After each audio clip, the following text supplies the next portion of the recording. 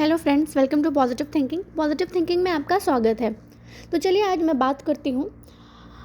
इतना लोग जजमेंटल हो गए हैं, ये जो पॉडकास्ट बना रहे हैं इतना जज करते हैं और इस बिलो द बेल्ट जा कर के ये जो बातें बोलते हैं, बच्चों को तो बख्श दो। जनाब का जो नया व्लॉग आया है फेस रिवील वाला, उस पर इतनी जजमेंट हो रही है। रूहान के लिए आप लोग इतनी जजमेंट पास कर रहे हैं, बच्चा ऐसा दिखता है वैसा दिखता है, और आप बोल रहे हैं कि मैं नहीं बोल रही हूँ बच्चे भगवान का रूप होते हैं। सॉरी मैडम बी, आप नहीं बोल रही तो कौन बोल रहा? आपके पॉडकास्ट में आप नहीं बोल रही हैं तो कौन बोल रहा है?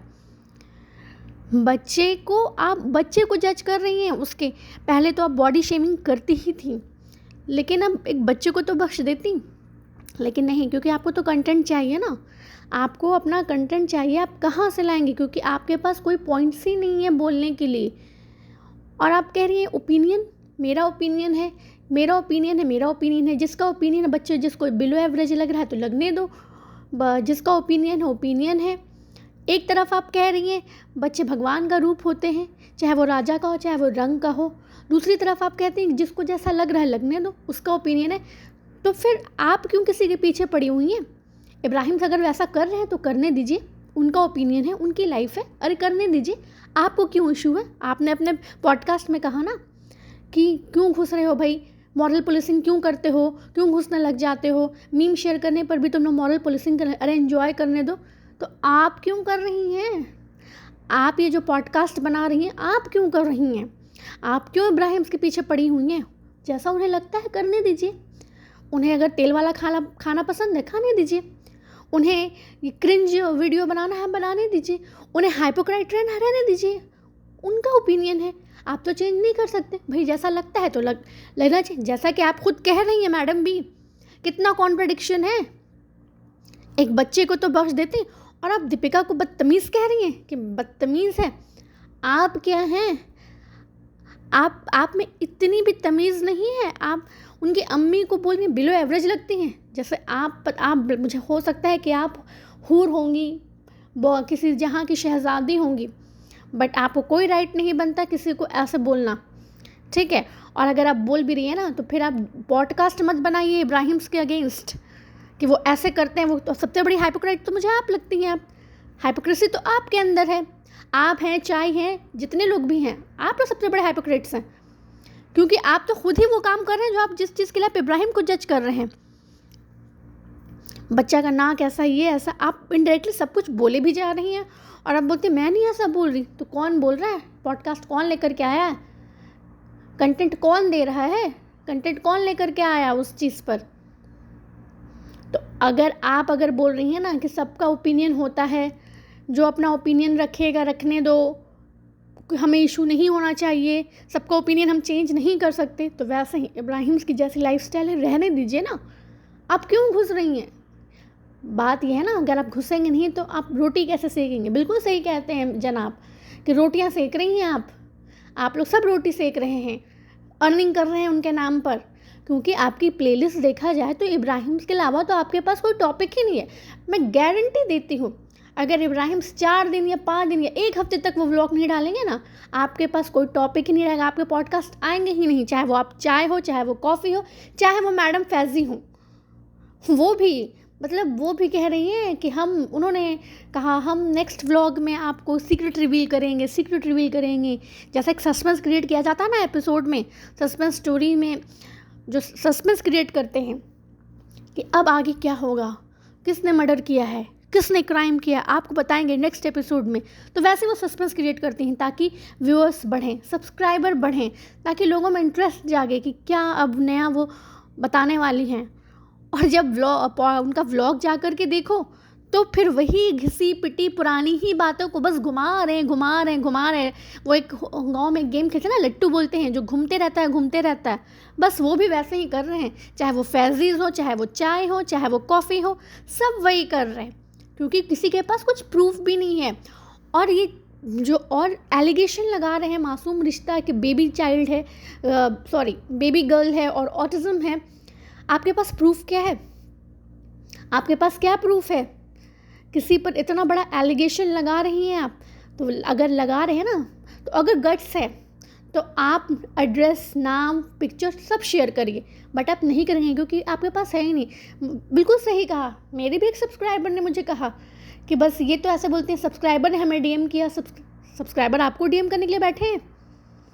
या मैं तो ये पूछना चाहती हूँ, ये जो नया जो टॉपिक आया है मासूम रिश्ता का, ये दीपिका की प्रेगनेंसी के बाद ही क्यों आया? व्लॉगिंग तो वो लोग 2 साल पहले से कर रहे थे, या फिर शुएब की शादी को काफ़ी साल हो गए, आई होप 4 साल हो गए होंगे, मुझे एग्जैक्टली याद में नहीं, क्योंकि मैं उतना रिसर्च भी नहीं कर रही जितना कि आप कर रहे हैं।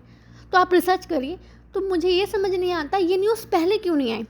मतलब मीडिया वालों से ज़्यादा भी ना आजकल हमारे स्पाई जो हो गए हैं वो पॉडकास्ट वाले हो गए हैं। ये कॉफ़ी और चाय और ये फैज़ी क्यों प्रूफ नहीं ला रहे? फैज़िस क्यों प्रूफ नहीं दे रहे? इतना अगर उनके पास ये चीज़ है कि मासूम रिश्ता कोई है तो क्यों नहीं प्रूफ दे रहे वो? अरे जैसा कि वो बोलते हैं कि हम सच बोलेंगे, सच छुप नहीं सकता, तो आप प्रूफ दें ना, एक बार में शटअप कॉल दे दें। दूसरी चीज़, अगर ऐसा कोई होता, इतना जो आप बोल रहे हैं एक्स को परेशान किया, ये किया, वो किया, तो उनका एक्स चुप क्यों है? क्यों चुप है उनका एक्स? या अगर उनकी गर्ल चाइल्ड होती तो एक्स क्या चुप रहता? या दुनिया से छुपा के पता नहीं कहाँ अंडमान या लक्षद्वीप के आइलैंड में ले जा करके उसको रखा है कि दुनिया को पता ही नहीं चल पाया? और ये पॉइंट अभी क्यों? क्योंकि फैज़ीज़ ने रिवील किया।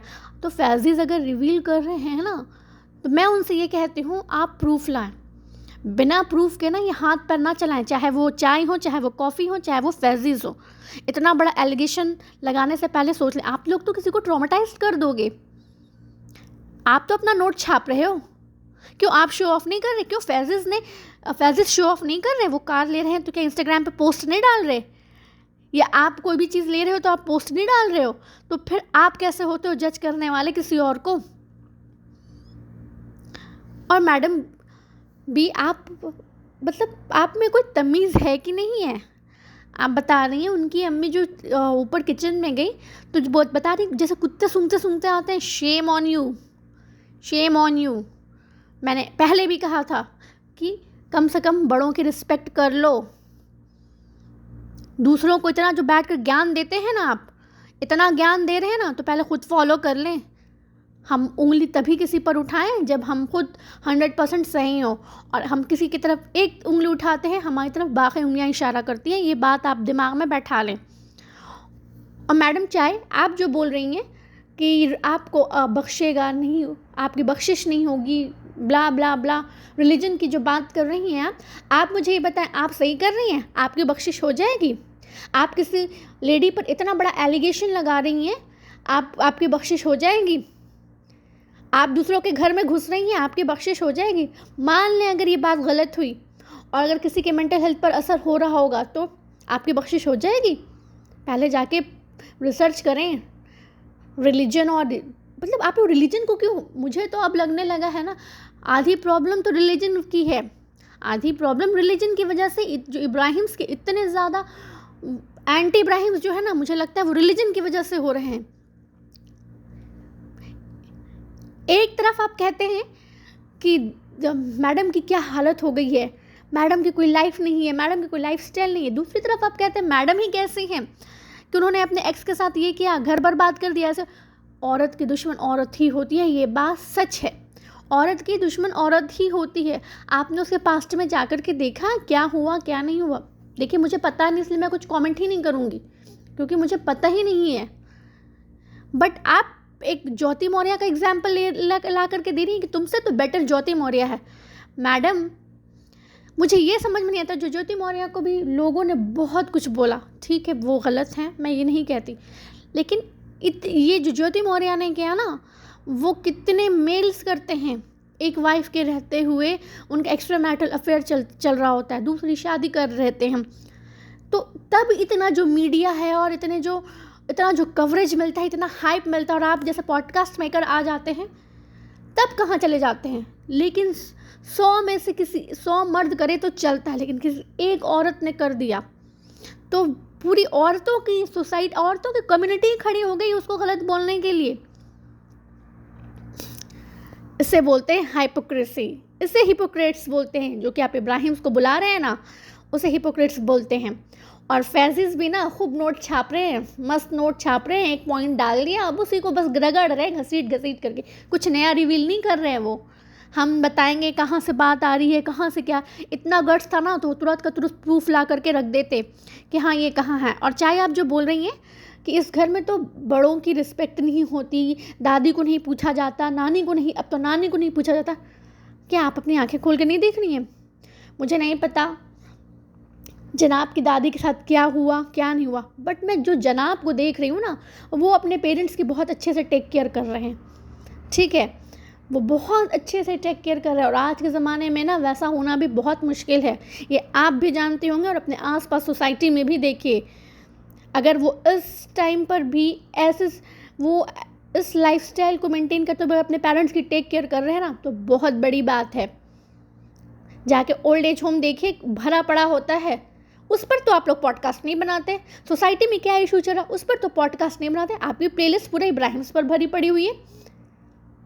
बच्चे को बख्श दीजिए आप लोग। और जो इतने बड़े बड़े एलिगेशंस लगा रहे हैं ना कि मुझे डीएम किया, मेरे सब्सक्राइबर ने नाम दिया और एड्रेस दिया, तो आप बताएं ना, आप बताएं क्या नाम है, क्या एड्रेस है, आप बताएं, क्योंकि ये तो सच है ना। अगर जैसा कि आप क्लेम कर रहे हैं तो हमें सोसाइटी को अच्छा बनाना है, तो गलत को आप एकदम सामने लेकर के आ जाएं, ताकि किसी को एटलीस्ट सबक तो मिले, कोई सीखे तो कि नहीं ऐसा नहीं करना चाहिए। बट नहीं, आप वो नहीं करेंगे क्योंकि आपके पास कुछ है ही नहीं।